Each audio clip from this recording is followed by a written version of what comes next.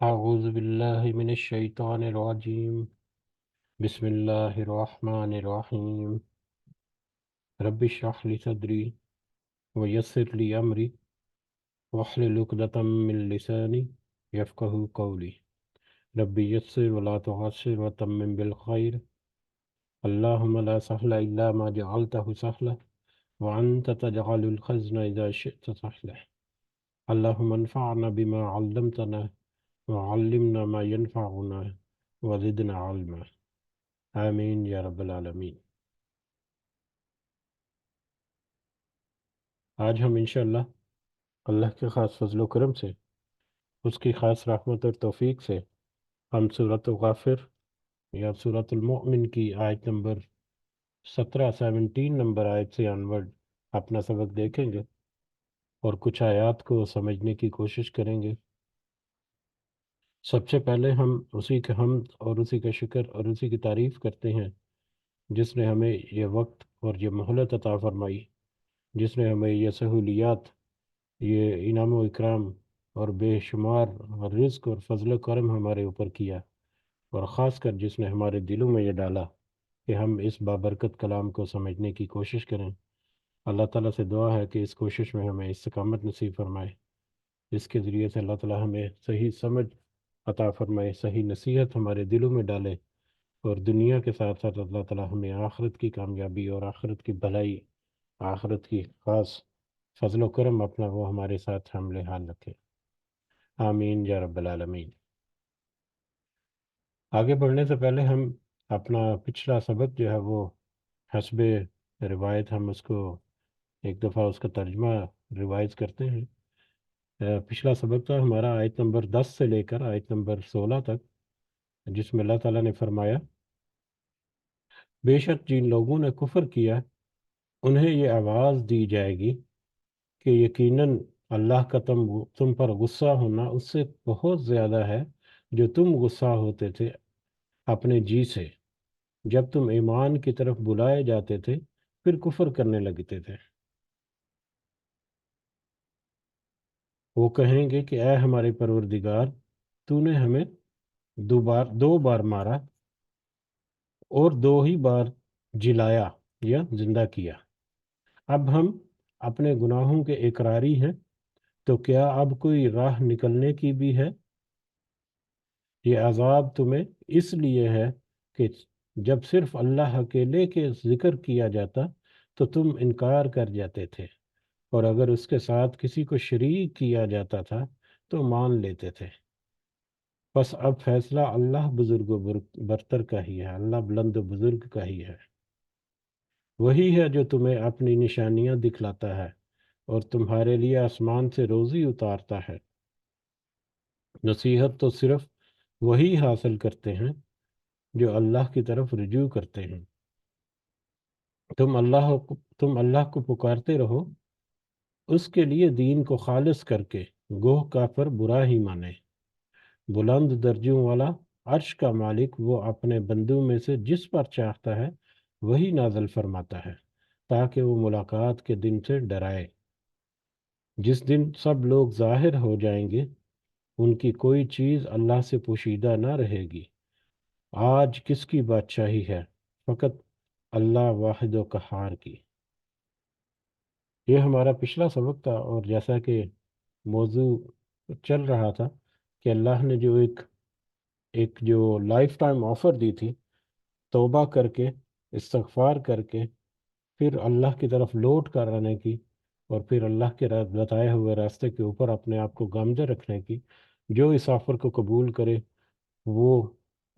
کس طرح سے اس کا انجام یا اس کا بدلہ جو ہے وہ اس کا بھلائی کی شکل میں، اور جو اس آفر کو ٹھکرا دے یہ جانتے ہوئے کہ یہ تو بس دھوکہ ہے یا یہ تو بس جھوٹ ہے یا اس میں کوئی ایسی خاص نہیں، تو اس کے بارے میں کہ کس طرح سے وہ ہاتھ ملتا اور کس طرح سے وہ پھر مطلب بعد میں اس غم کرتا ہے کہ کیا اگر ہم کفر قبول کر لیتے تو کیا ہی اچھا ہوتا۔ اور پھر یہاں پر یہ بھی وضاحت اللہ تعالیٰ کی طرف سے، یا یہ مزید اللہ کا قول کہ وہ آفر جو ہے وہ کسی کوئی عام ہستی کی طرف سے نہیں، وہ تو ایک بزرگ اور ایک بلند ہستی کی طرف سے ہے، جس کے پاس ہر طرح کا اختیار اور ہر طرح کی بادشاہی اور ملکیت ہے پوری کائنات کی، تو اس کی آفر کو ٹھکرانا یہ تو انتہائی بیوقوفی کی بات ہے، لیکن یہ وہی لوگ سمجھتے ہیں جو اس دنیا میں مطلب تھوڑا سا تحقیق کرتے ہیں، تھوڑا سا غور و فکر کرتے ہیں اور پھر سمجھنے کی کوشش کرتے ہیں۔ بڑھتے ہیں آگے، آج کا سبق ہمارا وہ اسی ٹاپک کی کنٹینیوشن ہے کچھ آیات تک، تو اس کے بعد پھر ایک موضوع جو ہے وہ تھوڑا سا بدلے گا، لیکن بیک اپ میں یہی موضوع جو ہے وہ رہے گا۔ 17 نمبر آیت سے ہم آج کا سبق شروع کرتے ہیں۔ اعوذ باللہ من الشیطان الرجیم۔ الیوم تجزا، آج کا دن کہ بدلہ دیا جائے گا، کل نفس، ہر نفس کو، ہر ایک جان کو، بما کسبت، اس کا جو اس نے کمایا، جو کچھ اس نے اب دنیا کی زندگی میں کمایا اس کا بدلہ آج یعنی قیامت کے دن اس کو دیا جائے گا۔ لا تظلم اليوم، کوئی ظلم نہ ہوگا آج کے دن، ان اللہ سریع الحساب، بے شک اللہ بہت جلد حساب لینے والا ہے۔ اس دن کسی قسم کا کوئی ظلم، کسی قسم کی کوئی زیادتی نہیں ہوگی، جس نے جو کچھ کمایا اس کے مطابق اس کو اس کی سیلری، اس کا جو معاش یا اس کا بدلہ جو ہے وہ مل جائے گا۔ جس طرح سے منتھ اینڈ پہ ہر ایک کو سیلری ملتی ہے، جس نے جتنی محنت کی ہے، جس کا جتنا حق ہے، جو ڈیڈکشن ہے اس میں سے وہ بھی سارا کچھ ایڈجسٹ کر کے، تو وہاں پر اللہ کا نظام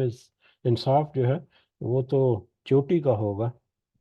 اور بے شک اللہ بہت جلد حساب لینے والا ہے، وہ بہت جلد پکڑ سکتا ہے، اور جب بھی حساب لے گا اس میں کسی قسم کی کوئی ظلم اور زیادتی نہیں ہوگی۔ وَأَنذِرْهُمْ، بس آپ چاہیے کہ آپ ڈرائیں انہیں، یوم العازف، آزفہ، ایک کیا قریب آنے والے دن سے، قریب وہ ایسے دن سے جو قریب آ لگا ہو، یعنی قیامت کے دن کو، یا قیامت کا دن ایک ایسا دن ہے جو کہ بس قریب ہی آیا پہنچا، اس کے قیامت کے اور انسان کے درمیان کوئی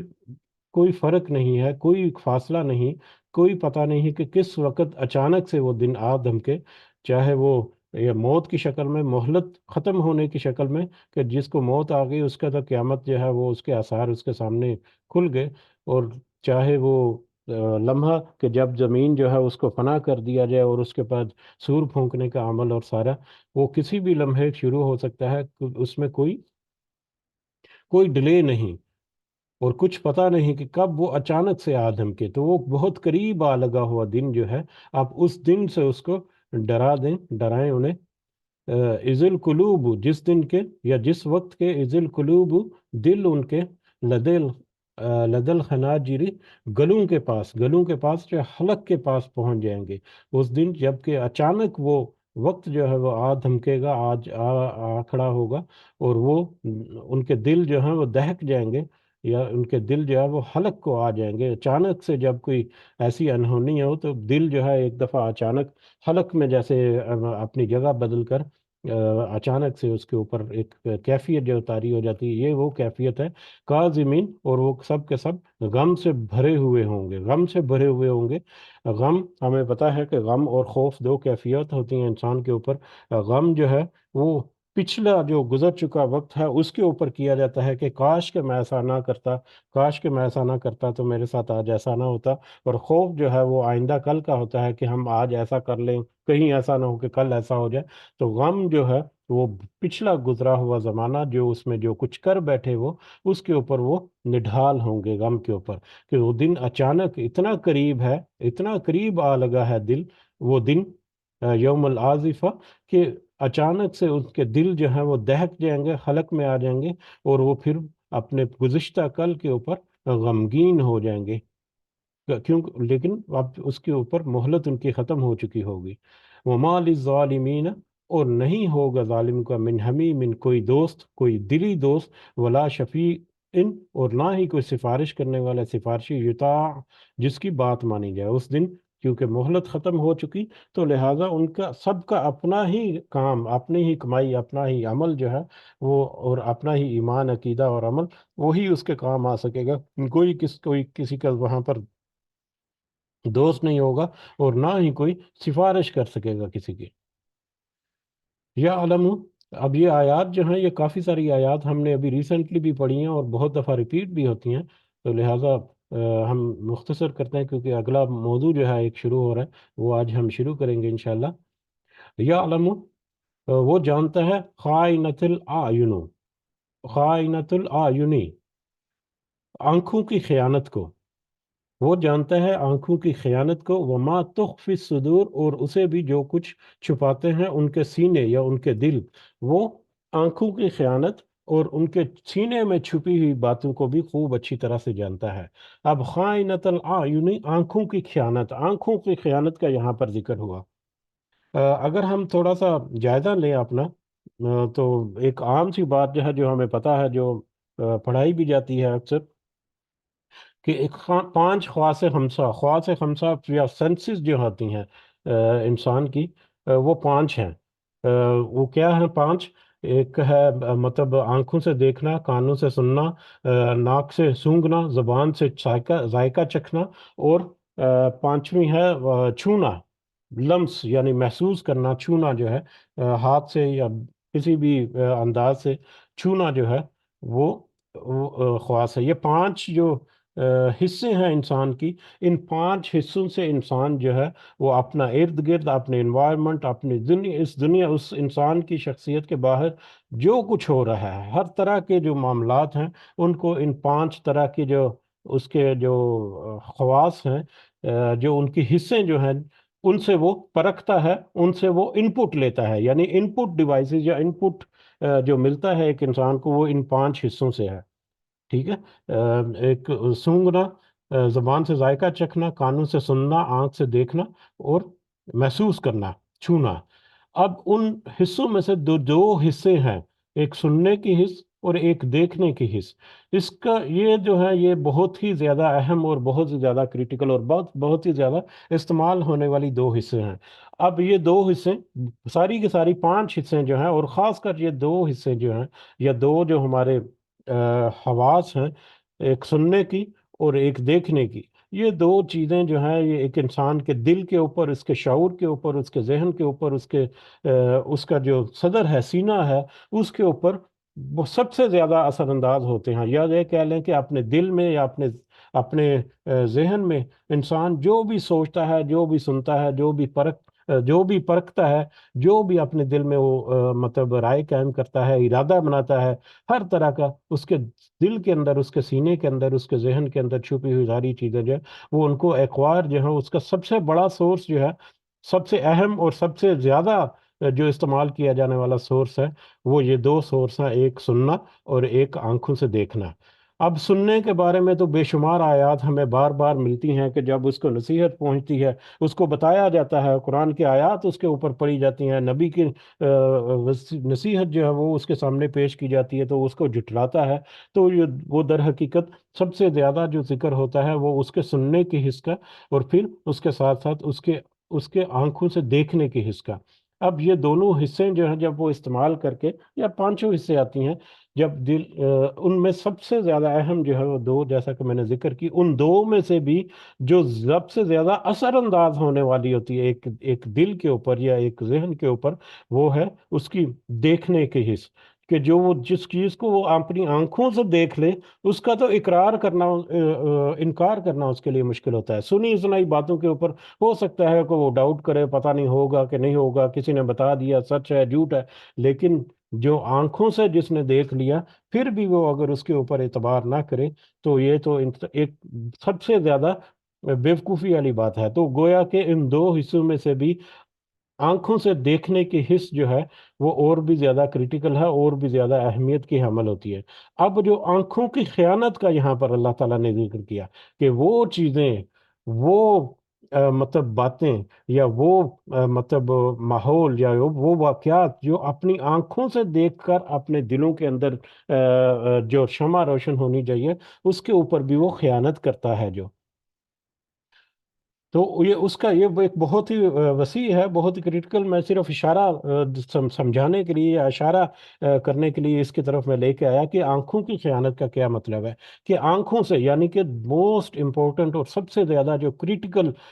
سورس آف ان پٹ ہے ایک انسان کا، ذہن اور دل کا، اس کے اندر تو اس کا اللہ تعالیٰ نے کہا کہ جو اس میں بھی خیانت جو کرے گا.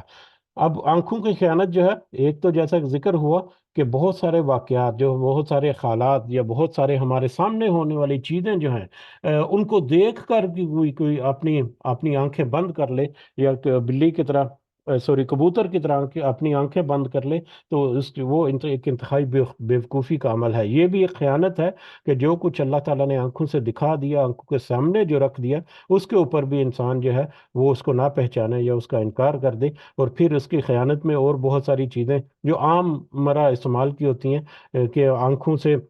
بری نظر جو ہے وہ کسی کے اوپر رکھنا، بری نگاہیں کسی کے اوپر ہو کر. ہماری سوسائٹی کے بہت سارے معاملات ایسے ہیں، یا چھپے ہوئے گناہ جو ہیں ان میں آنکھوں کا رول جو ہے وہ بھی بہت زیادہ ہوتا ہے. کہ ایک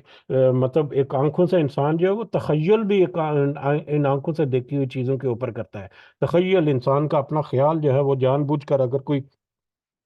خیال اپنے ذہن پر لکھ کرتا ہے، کوئی امیج جو ویژول اپنے امیج میں بناتا ہے، تو وہ بھی در حقیقت آنکھوں کی ہی کچھ دیکھی ہوئی چیزوں کو اپنے تخیل میں فوکس کرنے کی کوشش کرتا ہے. تو یہ چھپی ہوئی چیزیں ہیں جو انسان جو ہے وہ آنکھوں کی خیانت میں شامل ہوتی ہیں. بے شمار اس طرح سے اور بھی باتیں آ سکتی ہیں کہ گویا آنکھوں کی خیانت ایک بہت ہی ایک سینسٹیو، ایک انسان کا جو ایک عمل جو ہے وہ یہاں پر ہے، جس کی طرف توجہ دینے کی بہت زیادہ ضرورت ہے مختلف اینگل سے.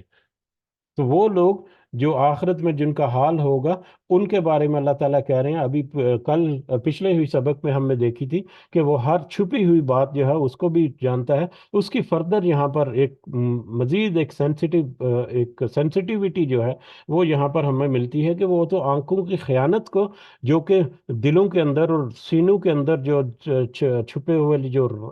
راز اور ارادے اور باتیں اور تخیلات اور اس طرح کی ساری چیزیں ہیں، اللہ تو ان کو بھی خوب اچھی طرح سے جانتا ہے، ان کو بھی خوب اچھی طرح سے پہچانتا ہے. اور وہ بھی ان کے سامنے رکھ دی جائیں گی کہ تمہارے دلوں کے اندر، تمہارے سینوں کے اوپر کس طرح کی باتیں پنپتی تھی، اور جس کا رسپانس جو ہے ریئیکشن کی صورت میں یا پریکٹیکلی اس کے عمل کی صورت میں یا انکار کی صورت میں ان کے سامنے آتا تھا. تو آنکھوں کی خیانت ایک بہت ہی کریٹیکل ایک ایسپیکٹ ہے، جو اس طرح سے بہت کم آیات ملتی ہیں جس سے ہمیں مزید کھوج لگانے کے راستے ملتے ہیں کہ کیا کیا اس میں مزید ہمارے اوپر نکلتی ہیں، کھلتی ہیں آیات اللہ تعالیٰ کی. واللہ یکزی، اور اللہ وہ فیصلہ کرتا ہے بالحق کی، حق کے ساتھ. جب بھی اللہ فیصلہ کرے گا، یا اللہ کا فیصلہ ہمیشہ جو ہے وہ حق کے ساتھ ہوتا ہے، سچ کے ساتھ ہوتا ہے، انصاف کے ساتھ ہوتا ہے. والذین یدعون، جبکہ اس کے برعکس وہ لوگ جن کو یدعون وہ پکارتے ہیں، من دون ہی اس کے سوا، یعنی اللہ کے سوا، لا یکزون بشیء نہیں وہ فیصلہ کر سکتے کسی بھی چیز کا. جبکہ اللہ کے علاوہ، اللہ کو چھوڑ کر جن چیزوں کو وہ پکارتے ہیں یا جن چیزوں سے وہ مدد طلب کرنے کی کوشش کرتے ہیں، تو وہ تو کسی چیز کے اوپر کوئی اختیار ہی نہیں رکھتی کہ وہ فیصلہ کر سکیں کسی بھی چیز کا. یا قیامت کے دن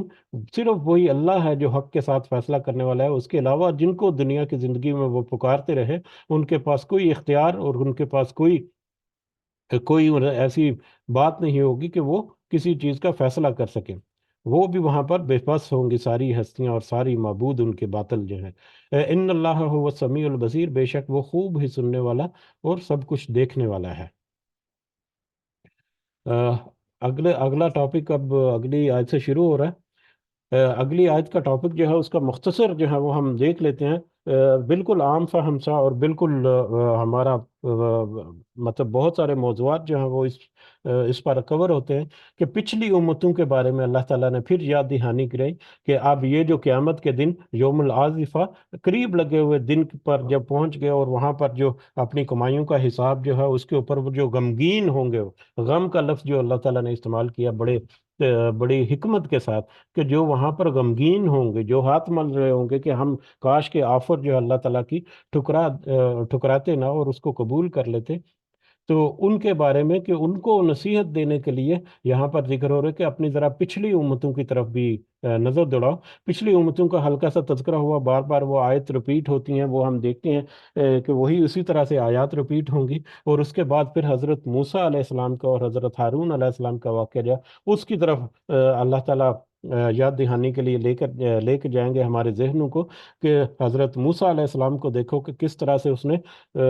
دنیا کے اس وقت کی عظیم و شان جو طاقت اور دولت، طاقت، عہدہ اور دولت، یہ تینوں چیزیں، طاقت یعنی حکومت، عہدہ سربراہی، یا کہہ لے کہ مطلب کیا کہتے ہیں وہ ایک ایک اختیار جو ہے، اختیار یعنی ایک ہے حکومت، دوسری چیز ہے اختیار، اور تیسری چیز ہے مال و دولت۔ ان تینوں چیزوں کے حامل تین بڑے بڑے لوگ جو ہیں وہ حضرت موسیٰ کے وقت میں فرعون اور حامان اور قارون، ان تینوں کی طرف اللہ تعالیٰ اشارہ کر کے کہیں گے وہ تینوں جو ہے وہ کس طرح سے انہوں نے حضرت موسیٰ علیہ السلام کے خلاف مطلب اقدامات کیے، بلکہ کریک ڈاؤن کیا۔ پھر اللہ تعالیٰ نے پھر ان تینوں کو کس طرح سے نیست و نابود کر دیا، اس کی طرف اشارتاً اللہ تعالیٰ جو ہے وہ ہماری ایک رہنمائی مطلب یاد دہانی کرائیں گے اگلی آیات میں۔ تو بڑھتے ہیں آج کے اگلے سبق کی طرف، اور پھر انہی میں آل موسیٰ میں ہی ان تینوں سے چھوڑ کر وہی بندہ مومن جس کے نام پہ سورہ مومن جو ہے اس سورہ کا مبارکہ کا نام ہے، اس کا واقعہ پھر آئندہ آنے والے سبق میں شروع ہو جائے گا۔ تو شروع کرتے ہیں آج کا مطلب یہ اگلا ٹاپک ہے آیت نمبر 21 سے، اعوذ باللہ من الشیطان الرجیم۔ اولم یسیروا فی الارض، کیا نہیں وہ سب چلے پھرے زمین میں، فینظروا کیف کان عاقبہ، تو کہ دیکھ لیتے کہ کیسا ہوا انجام، کیا وہ زمین میں نہیں چلے پھرے کہ وہ انجام دیکھ لیتے کہ کیسا ہوا انجام کس کا؟ الذین کانوا من قبلہم، ان لوگوں جو ان سے پہلے تھے، ان کی پہلی گزری ہوئی قوموں کا حالات جو ہیں، آثار قدیمہ ہیں ان کو ملتے ہیں، کھنڈرات ان کو ملتے ہیں، کچھ پرانی کہانیاں جو ہیں وہ مختلف علاقوں میں مختلف طرح کی ملتی ہیں۔ کیا انہوں نے ان چیزوں پر غور نہیں کیا کہ ان کے کیا حالت ہوئے، کیا ان کے ساتھ معاملہ ہوا؟ کان، کس وجہ سے تھے وہ؟ کان ہم اشد منکم، مطلب ان کے پاس کیا تھا، کیوں وہ مشہور ہوئے، کیوں ابھی تک ان کی سٹوریاں جو وہ چلتی ہیں، چاہے وہ ذلت کی، چاہے وہ ان کی ضلالت میں اضافہ کرتی ہیں وہ کہانیاں اور سٹوریاں، لیکن ان کی وجوہات کیا تھی؟ کان ہم اشد منہم قوہ، وہ تو زیادہ سخت تھے ان سے قوت میں، یعنی ان سے قوت، طاقت، مال و دولت میں ان سے زیادہ سخت تھے، یہ اہل مکہ سے یا قریش سے، یا آج ہم سے بھی وہ زیادہ سخت تھے، ہم سے بھی زیادہ وہ مطلب اگر ہم ٹیکنالوجی کے اعتبار سے بھی دیکھیں تو ہم سے زیادہ ٹیکنالوجسٹ تھے وہ، ہم سے زیادہ ان کی ٹیکنالوجی کس طرح سے تھی، وہ مختلف انداز سے تھی، لیکن ہم سے زیادہ طاقتور ٹیکنالوجی تھی ان کے پاس، جو بھی استعمال کرتے تھے وہ طریقے، مطلب مال و دولت کے بھی اعتبار سے دیکھیں، مطلب کیونکہ آگے فرعون کا میٹر آ رہا ہے، تو فرعون کی طرف اس کے احرام مصر میں آج بھی ہم جا کر دیکھیں تو ششدر رہ جاتی ہیں آنکھیں کہ کیا کس طرح سے وہ کتنی زبردست سلطنت ہوگی اور کتنی زبردست ٹیکنالوجی ہوگی جس سے وہ تعمیرات کی اور جس سے مطلب سارا ان کا رہنا بہنا اور سارا کچھ، تو ان سے قوت میں ان اہل مکہ سے، مشرقین سے، یا آج ہمارے اوپر بھی کہ ہم سے تو زیادہ طاقتور تھے وہ آثارا فی الارض، اور نشانیاں ان کی یادگاروں کے لحاظ سے بھی زمین میں یادگاروں کے لحاظ سے بھی، یعنی وہ صرف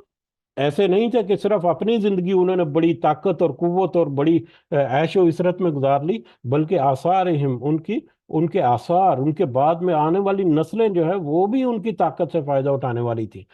ٹھیک ہے، آثار بعد میں چھوڑی والی چیزیں، ان کے جانے کے بعد ان کے آثار جو باقی رہتے ہیں، یعنی ان کے مال و دولت، آج بھی اگر ہم اپنے معاشرے میں تھوڑا سا نظر دورائیں تو ہمارے وہ لوگ جن کو ہلکا پھلکا سا بھی اختیار دیا جاتا ہے، کوئی مجسٹریٹ لیول کا یا عام سا سرکاری کوئی افسر کوئی لگا ہوا ہوتا ہے، تو ان کی دولت اور ان کی عیش و عشرت اور ان کے گھر اور ٹھکانے دیکھیں تو وہ تو کئی کئی نسلیں جو ہیں وہ سوار چکے ہوتے ہیں۔ آج بھی ہمارے معاشروں میں یہ سارا کچھ ہوتا ہے کہ وہ ڈوئل نیشنلٹی ہولڈر بھی ہیں اور بڑے بڑے محلات بنائے ہوئے چھوٹے چھوٹے، اور اب ان کی آئندہ کئی نسلیں جو ہیں وہ ان کی جمع کردہ دولت کے اوپر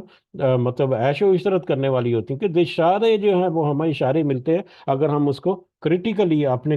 گریبانوں کے گرد اور اپنے ارد گرد اپنے ماحول میں اور اپنے معاشرے میں، سوسائٹی میں دیکھیں تو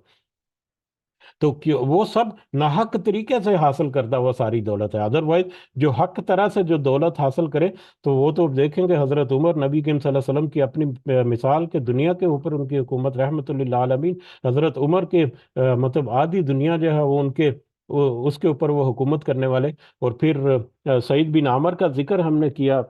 اس میں زہد کی انٹروڈکشن کے جو ہوا تھا ہمارا، تو اس میں کہ کس طرح سے ان کو مطلب گورنرشپ ملی، لیکن انہوں نے کس طرح سے اپنی زندگی کو رکھا۔ تو صحیح حق کے ساتھ جنہوں نے اپنے اقتدار کو یا اپنے اختیار کو استعمال کیا، وہ تو اپنے آپ کو کس طرح سے مینٹین کرتے ہیں وہ ہماری سامنے مثالیں ہیں، لیکن جو ان کو چھوڑ کر ناحق طریقے سے اپنے اختیار کو استعمال کرتا ہے،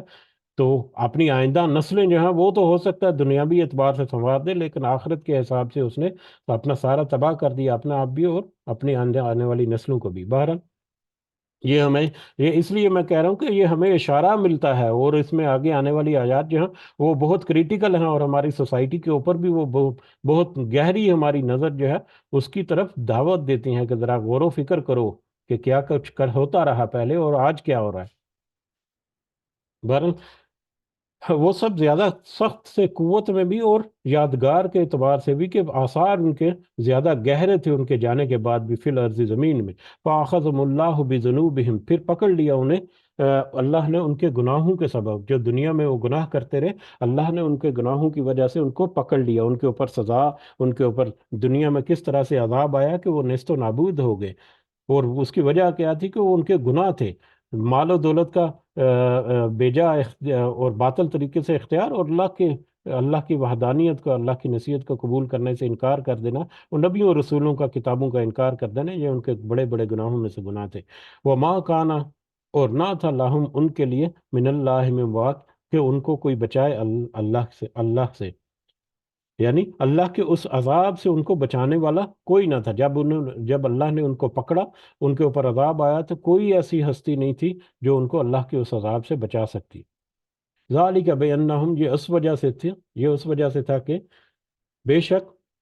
کانت، وہ تھے، تأتیہم، آتے ان کے پاس، رسلہم، ان کے رسول، بالبینات، واضح دلائل کے ساتھ، واضح نشانیوں کے ساتھ، واضح معجزات کے ساتھ، فکفروا، تو انہوں نے انکار کیا، فأخذہم اللہ، پھر پکڑ لیا ان کو اللہ نے۔ یہ اس وجہ سے ہوا کہ ان کے پاس تو رسول اور آئے جو کہ واضح دلائل کے ساتھ تھے۔ واضح دلائل جو ہیں وہ لاجیکلی دلائل کے اعتبار سے بھی، اور معجزات کے اعتبار سے بھی، اللہ کی آیات کے اعتبار سے بھی، ہر طرح سے واضح طور پر نصیحت ان کے پاس لے کر ہے، لیکن انہوں نے اس کا انکار کیا، ان رسولوں کا اور ان رسولوں کی نصیحت کا، جس کی وجہ سے اللہ نے ان کو پکڑ لیا، یعنی ان کے اوپر سزا وارد کر دی۔ انہو قوی شدید العقاب، کہ بے شک وہ بہت طاقتور اور سخت سزا دینے والا ہے۔ اللہ جو وہ جب بھی وہ مہلت ختم ہوتی ہے، مہلت کے درمیان یا مہلت کی مدت تک، تو اللہ کی رحمت جو ہے وہ سب کے اوپر طاری طاری ہے، کہ وہ جب بھی وہ توبہ کچھ کرے، جب بھی وہ اس لائف ٹائم آفر کو قبول کرے، اللہ تعالیٰ اس کے گناہوں کو بھی بخش دے گا اور اس کی توبہ بھی قبول کر لے گا۔ لیکن مہلت ختم ہو گئی تو پھر کسی قسم کی کوئی رحمت نہیں ہوگی اس طرح کی، پھر وہ بہت بھی طاقتور اور سخت سزا دینے والا ہے۔ وَلَقَدْ أَرْسَلْنَا مُوسَىٰ، اور بلا شبہ ہم نے بھیجا موسیٰ کو علیہ السلام، بھی آیاتنا، اپنی نشانی کے ساتھ، وسلطان مبین، اور واضح دلائل کے ساتھ۔ بلا شبہ اللہ تعالیٰ نے یہ حضرت موسیٰ علیہ السلام کو جب اللہ نے واپس مصر جاتے ہوئے، وادی طویٰ سے مصر جاتے ہوئے واپس راستے میں جب ان کو رسالت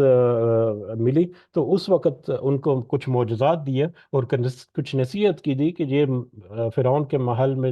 فرعون کے دربار میں جا کر معجزات میں کیا تھا، یاد دہانی کے لیے، کہ ید بیضا، یعنی کہ ہاتھ جو بغل میں ڈال کر نکالتے تو وہ چمکدار ہوتا بغیر کسی بیماری کے، اور دوسرے نمبر پہ سانپ کا ایک معجزہ تھا، اور اس کے عصا کا، لاٹھی کا سانپ بن جانا، یا اس کے علاوہ بھی، یا کچھ اور بھی معجزات تھے جو حضرت موسیٰ علیہ السلام نے دکھائے اپنی قوم کو یا فرعون وغیرہ کو۔ اور پھر واضح دلیل جو ہے وہی نصیحت جو ہے، توحید کی نصیحت، اور اس طرح سے، تو جب اللہ تعالیٰ کہہ رہے ہیں کہ جب ہم نے موسیٰ کو اپنی نشانیوں کے ساتھ فرعون کی طرف بھیجا، اس کے دربار کی طرف، تو پھر کس کی طرف بھیجا وہ بھی آگے آ گیا، الا فرعون، فرعون کی طرف، فرعون جو اس وقت کا بادشاہ تھا، جو کہ اپنے آپ کو رب جو ہے وہ کہتا تھا اور اپنی عبادت کرواتا تھا لوگوں سے، وہ فرعون کی طرف، وہ حامان، اور حامان جو ہے وہ فرعون کا ایک کہہ لیں کہ عہدے دار تھا، جو لشکر کا ایک سپہ سالار تھا فرعون کا۔ تو یہ بھی فرعون نے اس کو ایک بڑا عہدہ جو ہے وہ دے رکھا تھا، جس کی وجہ سے وہ بہت طاقتور وہاں پر مانا جاتا تھا، کہ فرعون کی جتنی فوج اور لشکر ہے وہ اس کے انڈر تھے. وہ کہہ لیں کہ chief of the army staff تھا اس وقت کا. ٹھیک ہے، وہ حامان. وہ قارون، اور قارون جو ہے وہ بھی ہمیں بس یاد دہانی کے لیے ہم تھوڑا سا کہ قارون جو ہے وہ بنی اسرائیل میں سے تھا. حضرت موسیٰ علیہ السلام کا وہ قریبی رشتہ دار کہتے ہیں اس کو، مطلب ان کا کزن تھا. لیکن وہ بھی مطلب کہہ لیں کہ فرعون کی طرف سے وہ امپلیمنٹ اپنے احکامات، فرعون کے احکامات کو بنی اسرائیل کے اوپر امپلیمنٹ کرنے کے لیے اس کو مختص کیا ہوا تھا. یہ کہہ لے کہ غداری اس نے اپنی قوم کے ساتھ یعنی بنی اسرائیل کے ساتھ غداری کر کے وہ فرعون کے ساتھ ملا ہوا تھا. اور فرعون اپنے احکامات جو بھی تھے، اپنا جو بھی ٹیکس ویکس تھا یا جو بھی معاملات وہ اپنے بنی اسرائیل کے ساتھ کرتا تھا وہ قارون کے ذریعے سے کرتا تھا. تو قارون کو اس وجہ سے بہت زیادہ دولت اور مال و دولت سے نوازا گیا تھا فرعون کی طرف سے. اور قارون کی دولت کے بھی تذکرہ جو ہے وہ قرآن مجید میں آیا کہ اس کی چابیاں جو ہیں وہ تو پورا پورا لشکر جو ہے وہ لے کر چلتا تھا. اس قدر وہ مال و دولت کا حامل تھا. اور وہ مال و دولت کہاں سے آئی تھی؟ وہی اپنی قوم کے ساتھ غداری کر کے، اپنے اختیار کو ناجائز طریقے سے استعمال کر کے اس نے ہم سارا کچھ حاصل کیا. بہرحال یہ تین جو ہیں جیسا کہ ابھی ذکر کیا تھا، حکومت، اختیار، عہدہ، اور پھر مال و دولت، یہ تینوں طرح کا ذکر کیا کہ اللہ تعالیٰ نے کہا کہ ہم نے موسیٰ کو بھیجا اپنی نشانیوں اور واضح دلائل کے ساتھ ان تینوں طرح کے لوگوں کو جو کہ ایک وقت میں وہاں پر موجود تھے، فرعون اور حامان اور قارون کی طرف. قالو، تو ان سب نے کہا، ان تینوں نے کہا، قالو وقالو، ان سب نے کہا ساحر کذاب، یہ تو جادو ہے، جادوگر ہے بہت جھوٹا. یہ سارے معجزے اور یہ سارے دلائل جو ہیں یہ تو جادو اور جھوٹ کے علاوہ کچھ نہیں. ان تینوں نے بھی حضرت موسیٰ کے اس معجزے کو جو اللہ تعالیٰ نے عطا کیا تھا اور اس دلیل کو جو اللہ تعالیٰ نے نصیحت کے طور پر حضرت موسیٰ کے ذریعے اس تک پہنچائی تھی، اس کو ٹھکرا دیا اور کہا یہ تو سب جھوٹ اور جادو ہے، اس کے علاوہ کچھ بھی نہیں ہے. اس کے بعد پھر بہت سارا معاملہ جو ہوا وہاں پر، جادوگروں کا جو پورا ایک کہہ لیں کہ کمپٹیشن ہوا، مقابلہ ہوا، جس میں پھر کس طرح سے وہ جادوگر جو ہیں کچھ جن کو پتہ چل گیا کہ یہ موسیٰ کا جو حضرت موسیٰ علیہ السلام نے جو کیا ہے یہ جادو نہیں ہے، یہ کوئی حقیقی شے ہے. تو لہٰذا جادوگر جو ہیں ان میں سے بھی اکثر جو ہے حضرت موسیٰ کے اوپر ایمان لے کر آئے. اور پھر فرعون نے ان جادوگروں کو بھی جو حضرت موسیٰ پر ایمان لائے ان کے اوپر بھی کریک ڈاؤن کرنے کے لیے ان کو کہا کہ مطلب تم نے میری مرضی کے بغیر موسیٰ کے مذہب جو ہے قبول کر لیا تو میں تو تمہیں مار ڈالوں گا اور تمہارے ہاتھ اور پاؤں الٹی طرف سے کاٹ ڈالوں گا. یہ سارا جو واقعہ، یہ سارا کچھ ہو گیا. اب حضرت موسیٰ کا سٹیٹس جو ہے وہ فرعون کے دربار میں یا فرعون کے محل میں بڑا ایک سینسٹیو تھا. فرعون جو اس وقت کا بادشاہ تھا، اسی فرعون کے محل میں ہی حضرت موسیٰ علیہ السلام کی پرورش ہوئی تھی. لہٰذا فرعون کے ساتھ حضرت موسیٰ علیہ السلام کا جو پرسنل انٹریکشن یا پرسنل ان کا جو ماضی ہے وہ اچھا گزرا تھا، جس کی وجہ سے فرعون جو ہے وہ ان کے اوپر، حضرت موسیٰ علیہ السلام کے اوپر اس طرح سے حملہ آور نہیں ہو سکتا تھا. اس طرح سے شروع میں تو تھوڑا انہوں نے، فرعون نے کہہ لیں کہ مطلب کچھ اقدامات کرنے کی کوشش کی کہ کسی طرح سے فرعون جو ہے وہ اپنے حضرت موسیٰ جو ہے وہ اپنا اس رستہ جو ہے وہ اس کو چھوڑ دیں، توحید جو ہے وہ بیان کرتے ہیں اس کو چھوڑ دیں، اپنی امت کو اور میری امت کو ورگلانا جو ہے وہ چھوڑ دیں. یہ نہ ہو کہ طاقت جو ہے میرے ہاتھ سے پھسل جائے اور میرے ہاتھ میں کچھ باقی نہ رہے. تو اس وجہ سے، لیکن جیسے جیسے وقت گزرتا گیا تو ویسے ویسے اس کو احساس ہوتا گیا کہ نہیں، یہ تو اب معاملہ جو ہے وہ مزید سخت سے سخت ہوتا چلا جا رہا ہے. تو اس کے بعد پھر اس نے سختی کرنا شروع کر دی فرعون نے. تو اب یہ معاملہ جو ہے، جب شروع میں کچھ، جب آپ آپس میں اندر کہہ لیں کہ ان کی کابینہ بیٹھتی یا ان کے جو سردار جو بھی عہدے دار تھے وہ آپس میں بیٹھتے گفت و شنید کرتے، تو پھر کچھ کیا اقدامات کرنے چاہیے، کس طرح سے پارلیمنٹ جیسے کہہ لیں بیٹھتی یا ان کے اجلاس جب ہوتے تو اس میں وہ ڈیسائیڈ کرتے کہ کس طرح سے ان کے ساتھ نبٹنا ہے. لیکن حالات جو ہیں وہ آہستہ آہستہ جو ہے وہ سرکتے چلے گئے. تو بالآخر انہوں نے ایک انتہائی قدم جو ہے وہ اٹھانے کا فیصلہ کیا. انتہائی قدم کیا تھا وہ بھی ہمیں آگے مل جائے گا. بہرحال فلما جاءہم، جب آیا وہ ان کے پاس، بالحق، حق کے ساتھ، جب آیا وہ یعنی حضرت موسیٰ علیہ السلام ان کے پاس، یعنی فرعون اور حامان اور قارون کے پاس، یا پوری سلطنت فرعون جو ہے اس کے پاس وہ حق کے ساتھ. حق کیا تھا؟ وہ نصیحت توحید کی وہ لے کر جب آئے، من عندنا، ہماری طرف سے، اللہ کی طرف سے، قالوا، تو ان سب نے کہا، فرعون اور اس کے حواریوں نے، اس کے درباریوں نے کہا اقتلو، کہ تم سب قتل کرو ابنا الذین، ان کے بیٹوں کو، آمنو جو سب ایمان لائے، معاہو اس کے ساتھ، جو لوگ موسیٰ علیہ السلام اور جو موسیٰ کے اوپر ایمان لے کر آتے ہیں، اس کے بیٹوں کو قتل کر دو، وستحیو، اور تم سب زندہ رہنے دو، نساءہم، ان کی عورتوں کو یا ان کی بیٹیوں کو، وما قید الکافرون، کافرین، اور نہیں تھی چال کافروں کی، الا فی ضلال، مگر کہ وہ ناکام ہی ہونے والی، کافروں کی چال تو ناکام ہی ہونے والی تھی۔ اب شروع میں تو کچھ معاملات جو ہیں وہ کچھ چلتے رہے، لیکن جب انہوں نے دیکھا تو کہ ہاتھ جو ہے وہ، مطلب جو بات جو ہے وہ، جو معاملہ جو ہے ہمارے ہاتھ سے پھسلتا چلا جا رہا ہے، لوگ جو ہیں وہ تو حضرت موسیٰ علیہ السلام کی باتوں کے اوپر کان دھرتے ہیں اور ان کا اثر لیتے ہیں، اور فرعون کی قوم میں سے بھی کچھ لوگ جو ہے ایمان لے کر آ چکے تھے، جبکہ حضرت موسیٰ علیہ السلام کی قوم جو ہے بنی اسرائیل، وہ تو پہلے ہی ایمان کے اوپر تھی، بس وہ کمزور ہو چکے تھے، بھول چکے تھے، اب وہ یاد دہانی ان کو تازہ ہو گئی، اور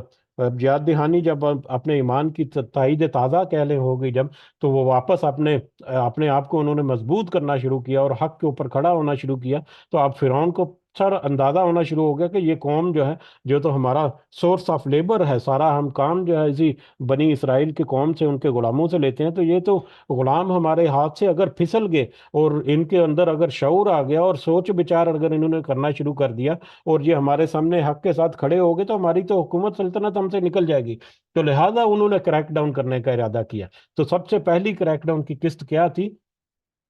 وہ تھی کہ ان کے جو لڑکے ہیں جو ان کے ہاں پیدا ہوتے ہیں، ان کو تو قتل کر دو، لیکن لڑکیوں کو چھوڑ دو، سارے ان فیملیز کے جو حضرت موسیٰ علیہ السلام کے اوپر ایمان لے کر ہے۔ اس سے پہلے بھی یہ سلسلہ چلتا رہا کہ لڑکوں کو قتل کرتے اور لڑکیوں کو چھوڑ دیتے، لیکن اس کے اوپر کہہ لیں کہ وہ کچھ ہلکے پھلکے انداز میں بہت لمبا عرصہ، کئی دہائیوں تک وہ چلتا رہا سلسلہ،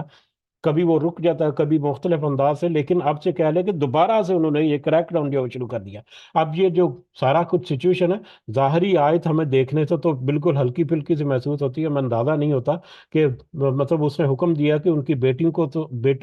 کو تو مار دو اور بیٹوں کو زندہ رہنے دو، لیکن اگر ہم بعید و نظر میں یا ویژولائز کرنے کی کوشش کریں تو کیا سچویشن ہوگی؟ کیا مائیں جو ہیں یا والدین جو ہیں، خاص کر مائیں جو ہیں، وہ ایسے ہی پیش کر دیتے ہوں گے اپنے بیٹوں کو کہ یہ لو ہمارے یہاں بیٹا پیدا ہوا، اس کو قتل کر دو، اور یہ بیٹی ہے، یہ دیکھ لو بیٹی ہے، اس کو چھوڑ دو اور آرام سے بیٹھ دیں؟ اس کی ریزسٹنس ہوگی، اس کے اوپر بہت بڑے معاملات ہوں گے، بہت بڑی قتل و غارت گری ہوتی ہوگی، مطلب والدین کے لیے اتنا آسان نہیں ہے کہ یہ اپنی اولاد کو اس طرح سے قتل ہونے دیں، اس کے اوپر ریزسٹ ہو گئے، اس ریزسٹنس کے اوپر قابو کرنے کے لیے طاقت کا استعمال جو ہے وہ ان کی طرف سے ہوتا ہوگا، ان کے جو بھی جو وہاں پر لا اینڈ آرڈر کے جو، جیسے آج کی پولیس اور آج کے جو لشکر ہے وہ، تو ایک سچویشن جو ہے وہ انتہائی غمگیر ہمیں نظر آتی ہے اگر ہم اس کے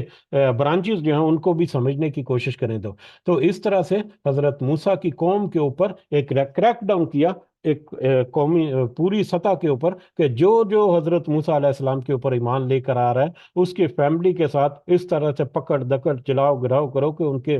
بچوں کو قتل کر دو، لڑکوں کو، اور ان کے لڑکیوں کو زندہ چھوڑ دو اس کو سبق سکھانے کے لیے، لیکن وما قید الکافرین الا فی ضلال، کہ مگر کافروں کی چال جو ہے، کافروں کی، انکار کرنے والوں کی، ان کی چال جو ہے ہمیشہ ناکام ہی رہتی ہے، ظاہری طور پر، وقتی طور پر ہو سکتا ہے کہ وہ طاقت سے اپنے فورس استعمال کر کے، اس طرح کے ہتھ کنڈے استعمال کر کے، اسلحہ استعمال کر کے، اپنا مال و دولت استعمال کر کے، ہو سکتا ہے کہ وقتی طور پر وہ کچھ قابو کر لے، لیکن اس طرح سے جب وہ تحریک پھوٹ پڑتی ہے تو اس تحریک میں وہ جو باطل ہے، وہ جو کفر ہے، جو انکار کرنے والا ہے، جو ظلم جو ہے، وہ آہستہ آہستہ کمزور ہی ہوتا ہے، ایسے ہتھ کنڈوں سے جو جو حق جو ہے وہ وقتی طور پر ہو سکتا ہے کہ اس کے اوپر ظلم ہو، اس کے اوپر بہت سارے ایسے معاملات ہوں جس کی وجہ سے ظاہری طور پر لگے کہ کس طرح سے یہ سروائیو کر سکے گا، لیکن حقیقت یہ ہے کہ وہ جو حق ہے وہ اس میں مضبوطی پکڑا ہوتا ہے، جیسے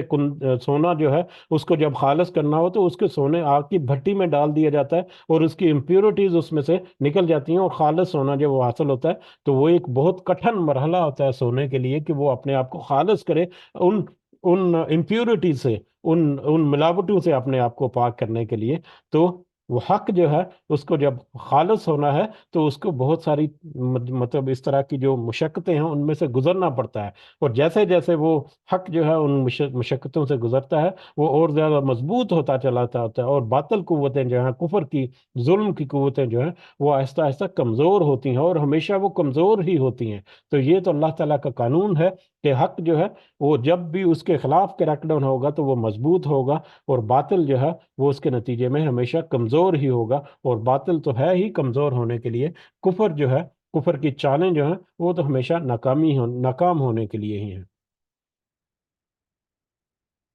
بہرحال یہیں پہ رکتے ہیں، آگے بھی موضوع جو ہے وہ یہی چل رہا ہے، تو ہم انشاءاللہ کل جو ہے اس سبق کو آگے کنٹینیو کریں گے، اس دعا کے ساتھ کہ اللہ تعالیٰ ہمیں اس میں جو نصیحت کی بات ہمارے دلوں میں اتارے، اور اس کے ذریعے سے اللہ تعالیٰ ہمیں اپنی اصلاح کرنے کی، اپنے ارد گرد دے کر اپنے ذہن کو، اپنے جو مائنڈ ہے اس کی اصلاح کرنے کی اور اس کو ریویو کرنے کی اللہ تعالیٰ ہمیں طاقت، ہمت اور توفیق عطا فرمائے۔ ہمارے کہنے میں، سننے میں، سمجھنے میں کوئی کمی بیشی ہے، کوئی اپ ڈاؤن ہے، تو اللہ تعالیٰ ہمیں معاف فرمائے، اور اس کے بدلے بھی اللہ تعالیٰ صحیح حق اور نصیحت کی بات جو ہے وہ ہمارے دلوں میں اتارے۔ آمین یا رب العالمین، وما علینا الا البلاغ المبین۔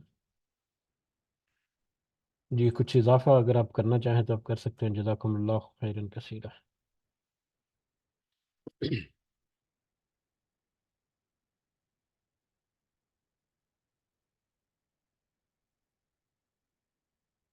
جی مجلس کے اختتام کی طرف بڑھتے ہیں، اگر کوئی پوائنٹ نہیں ہے تو اللہ تعالیٰ ہم جو کچھ سمجھنے کی کوشش کر رہے ہیں اس کی صحیح سمجھ جو ہے وہ ہمارے دلوں میں اتارے ہیں۔ اللہ تعالیٰ ہمیں، ہمارے والدین کو خاص صحت سے بھرپور زندگی عطا فرمائے، جو اس دنیا میں حیات ہیں انہیں لمبی اور اور ارذل العمر سے محفوظ رکھے، اور صحت والی زندگی عطا فرمائے۔ ہمارے والدین اور بہن بھائی، عزیز و اقارب، سارے مومنین اور مومنات جو جو مشکلات میں ہیں، جو جو معاملات ان کے جس میں وہ پریشانی ہے، اللہ تعالیٰ اپنی خاص رحمت اور برکت ان کے اوپر رکھے، اور خاص اپنی رہنمائی ان کے لیے، مدد ان کے لیے فراہم کرے۔ جو اس دنیا سے گزر گئے ہمارے والدین اور سارے مومنین اور مومنات، اللہ تعالیٰ اپنے خاص فضل و کرم سے ان کو جنت الفردوس میں اعلیٰ مقام عطا فرمائے۔ رب ارحمہما کما ربیانی صغیرا، رب ارحمہما کما ربیانی صغیرا، رب ارحمہما کما ربیانی صغیرا، ربنا آتنا فی الدنیا حسنة وفي الآخرة حسنة وقنا عذاب النار، ربنا ظلمنا أنفسنا وإن لم تغفر لنا وترحمنا لنكونن من الخاسرين، ربنا تقبل منا إنك أنت السميع العليم وتب علينا إنك أنت التواب الرحيم، سبحان ربك رب العزة عما يصفون وسلام على المرسلين والحمد لله رب العالمين، سبحانك اللهم وبحمدك أشهد أن لا إله إلا أنت أستغفرك وأتوب إليك، جزاكم الله خيرا كثيرا، السلام عليكم ورحمة الله وبركاته۔